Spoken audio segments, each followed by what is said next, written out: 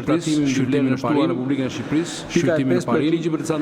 Pika e 5 projekt ligji për disa ndryshime dhe shtesa në ligjin numër 29 datë 30/3/2023 për tatimin mbi të ardhurat, shqyrtimin e parim. Pika 6 projekt ligji për disa shtesa në ligjin numër 9632 datë 30/10/2006 për sistemin e taksave vendore të ndryshuar, shqyrtimin e parim. Pika 7 projekt ligji për faturën dhe sistemin e monitorimit të qarkullimit të ndryshuar, shqyrtimin e parim. Pika 8 projekt ligji për marrëveshjen e paqes fiskale, shqyrtimin e parim. Pika 9 projekt ligji për rivlerësimin e pasurisë palujshme, shqyrtimin e parim. Pika 10 projekt ligji për fshirjen, shuarjen dhe pagesën e detyrimeve tatimore ndaj administratës tatimore qendrore dhe detyrimet të pagushme në dogan, shqyrtimin e parim.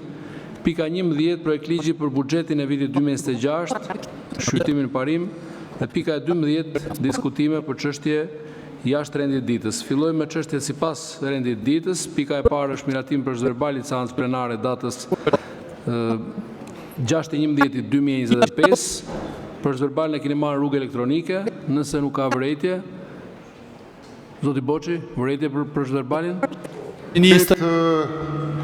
Po i referohem proces verbalit që është në faqen e kuvendit për votimin që është bërë për ligjin për barazinë gjinore. Dhe tekstualisht këtu thohet që kanë qenë pranishëm 135 deputet, pro 77, kundër 36 dhe kanë marrë pjesë në votim 113, pranishëm që nuk kanë votuar janë 22. Ky proces verbal i nderuar kryetar është i falsifikuar sepse kam dhe emrat këtu me radhë, i kam printuar nga proces verbali, është i falsifikuar sepse pranishëm nga deputetët e Partisë Demokratike kanë qenë 36 dhe në unison kanë votuar kundër. Pa ekuivok ka qenë qëndrimi i Partisë Demokratike në këtë pikë. Dhe ju furnizoni mediat me dokumentat falsifikuara dhe konkretisht, në qoftë se e doni, Josefina Topalli, zonja Topalli nuk ka qenë prezent, e keni shënuar nuk votoi. Madje, Ina Zhupa nuk ka qenë prezent dhe e keni shënuar nuk votoi. Edi Paloka nuk ka qenë prezent, e keni shënuar nuk votoi. Madje Gazbardi ka qenë i përjashtuar nga ju. Në proces verbal, Gazbardi figuron që nuk ka votuar. Dhe kështu vazhdon, ndoshta po me Flamur Nokën, me Arjanin, me Krekën, dhe kjo nuk është rastësi, kjo është e qëllimshme.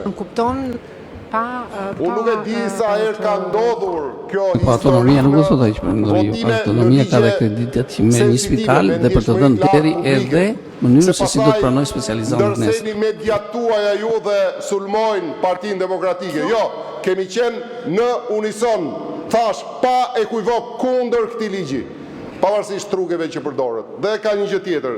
Po ai proces verbali, zoti kryetar, tregon qëndrimin tonë seancë.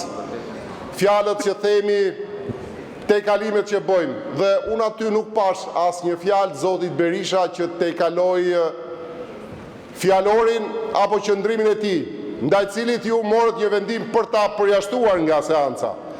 Dhe e bët këtë vetëm me një deklarat jashtë parlamentit. Ne jemi deputet, ne përjashtohemi, ju mbani qëndrim vetëm brenda sallës, sepse sipas logjikës tuaj, jo më larg se dje, jo vetëm unë, po dhe tjerët kemi shprehur qëndrime kritike ndaj zonjës Kos.